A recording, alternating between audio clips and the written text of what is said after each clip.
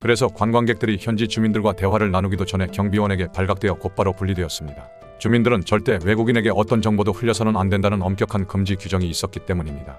하지만 경비원도 어쩔 수 없다는 듯한 표정을 지었고 대화 중 그는 은밀한 손짓으로 이 나라의 두려운 현실을 보여주었습니다. No permission. I have no ability to go forward. Problème? And afterwards, You have problem, okay. 관광객들은 경비원의 말을 듣고 순순히 돌아갈 수밖에 없었습니다. 하지만 관광이라는 것은 자유롭게 돌아다닐 수 있어야 하는데 그들은 지정된 경로 외에는 모든 출입구가 통제되고 있다는 것을 발견했습니다. 어느 곳을 가든 직원들이 막아서며 제재를 가했습니다. 프랑스 관광객들의 경험을 통해 이 나라의 여러 문제점을 엿볼 수 있습니다. 확실한 것은 북한의 고위층은 국민들이 개방되는 것을 원치 않는다는 점입니다. 우민화 정책에는 장단점이 있지만 독재자에게는 폐쇄적 국경이 가장 편리한 통치 방법입니다. 어릴 때부터 김씨 가문 3대가 초인이라는 교육을 받으면 사람들은 무의식적으로 그것을 사실로 믿게 됩니다. 비록 나이가 들며 초능력이 허구라는 것을 알게 되더라도 김씨 가문은 하늘이 내린 구세주라는 신념이 굳어지게 됩니다. 하지만 김씨 가문이 정말로 세상과 완전히 단절하고 싶어 하는 걸까요? 사실 그렇지는 않습니다. 이는 북한이 관광을 허용하고 외국 감독에게 다큐멘터리 제작을 의뢰한 것만 봐도 알 수 있습니다. 2014년 한 러시아 다큐멘터리 감독이 북한의 초청을 받아 촬영을 하게 되었는데 북한 측은 내용은 자유롭게 촬영하되 촬영한 모든 자료를 검토받아야 한다는 단 한 가지 조건을 제시했습니다. 협의가 잘 이루어져 촬영은 매우 순조롭게 진행되었습니다. 그러나 북한 측은 감독이 일부 장면을 숨겨두었다가 실제 영상에 삽입한 것을 예상치 못했습니다. 이 다큐멘터리가 세상에 공개되었을 때 전 세계가 폭소를 터뜨렸습니다. 우리 민족의 고유한 민족 음식이야. 왜 이거 김치 200g하고 김치국 70ml만 마시면 그날 하루 사람한테 필요한 비타민의 절반을 보충하는 거나 같아. 응? 나도 알아요. 뭐라니? 누르는 것하고 암을 예방하는 거 좋아요. 북한 측은 이 다큐멘터리가 자신들을 선전해 줄 것이라 기대했지만 실제로는 그들의 허황된 선전이 그대로 드러난 것입니다. 다큐멘터리가 끝난 후에도 카메라는 꺼지지 않고 배우들의 위치를 바꿔가며 촬영이 계속되었습니다. 배우들 또한 그 사실을 모른 채 진행된 촬영에서 전혀 다른 표정을 짓고 있었고 이러한 대비가 강력한 풍자를 형성했습니다. 북한 측이 국가를 미화하려는 시도가 강해질수록 역효과는 더 커졌습니다. 게다가 영상 속 모든 장면은 철저히 연출된 것으로 관객들이 보는 화면은 모두 북한 측이 의도한 것이었습니다. 예를 들어 공장 노동자가 출근하는 장면은 모두 사전에 계획된 위치에 배치된 후 촬영이 시작되었습니다. 다큐멘터리의 주인공은 한북한의 노동자 가정이었고 북한 측은 그들의 경험을 통해 인민생활의 행복함을 보여주고자 했습니다. 그러나 아무리 미화해도 거짓은 거짓일 뿐입니다. 거짓이 들통나면 남는 것은 오직 당혹감뿐입니다.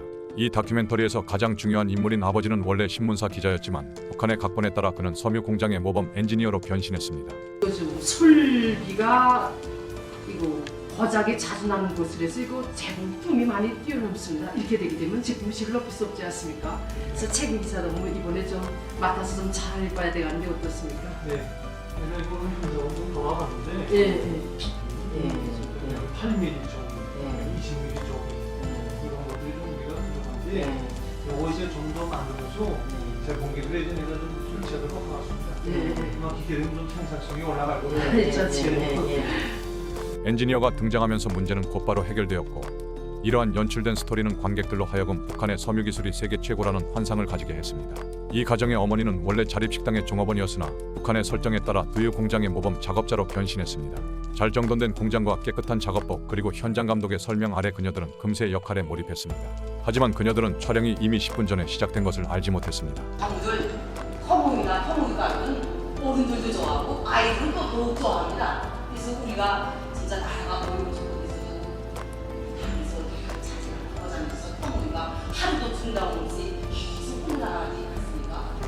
두유공장 이야기를 마친 후 공장장은 리더를 찬양하는데 모든 세세한 부분을 놓치지 않았습니다. 김정일화가 꽃 박람회에서 1등을 차지한 일화와 우리 구청장 아버지라는 글이 대회에서 1등을 차지한 일이 마치 동일한 부조리함을 보여주는 것과 같습니다. 김정일화의 개화에 대한 대사는 두유공장과는 아무런 관련이 없지만 김씨 가문에 대한 감사의 마음이 너무 강렬해서 이렇게 연출되었을 것입니다. 북한에서는 직업 배우가 아니더라도 카메라가 자신을 비추면 배우보다 더 전문적이어야 합니다. 방탄복을 입은 이 노병은 아이들에게 자신의 영웅적인 전투 경험을 이야기하고 있었습니다. 1950년 서방 세력에 맞서 용감하게 싸운 내용을 전하고 있었지만 중요한 것은 그게 아니었습니다. 중요한 것은 적군의 비행기가 맹렬하게 공격해 오던 순간 마치 태양처럼 눈부신 인물이 전장에 나타났다는 것입니다. 그의 빛이 전장의 연기를 걷어냈지만 그 후로 32대의 적기들이 폭격을 시작했습니다. 생사의 기로에서 그 위대한 인물은 빠르게 상황을 파악하고 적군이 죽음을 두려워한다는 점을 간파했습니다. 그는 단 한 대의 비행기만 격추시킬 수 있다면 나머지 비행기들은 겁에 질려 도망칠 것이라고 생각했습니다. 그래서 그는 소총을 들고 하늘을 향해 쏘기 시작했습니다. 결국 그는 한 대의 적기를 격추시켰고 나머지 31대의 비행기들은 급히 방향을 틀고 도망갔습니다. 이 위대한 인물은 바로 북한의 대원수 김일성이었습니다.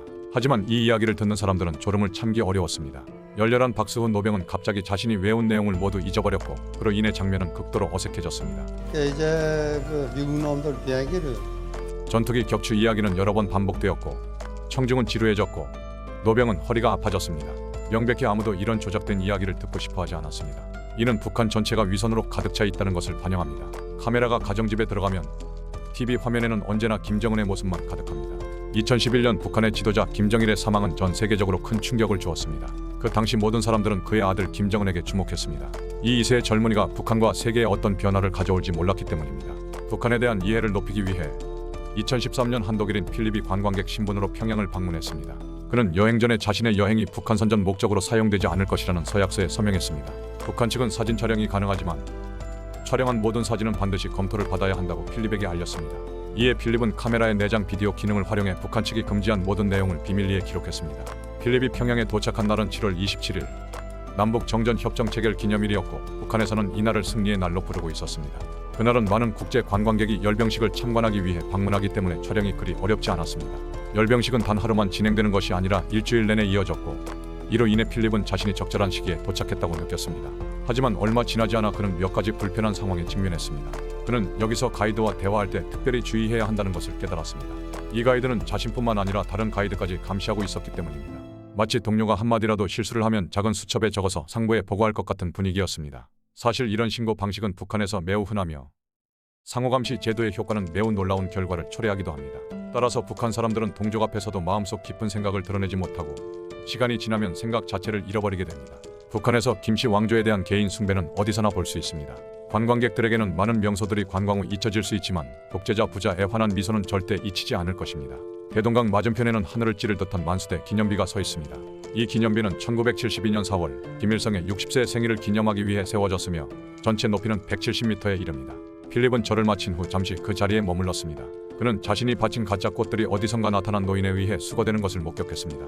필립이 그 노인을 따라가 보니 그 꽃들은 다시 판매대에 진열되고 있었습니다. 필립은 이곳이 정말 엄청난 이익을 창출하는 곳이라는 생각을 떨칠 수 없었습니다.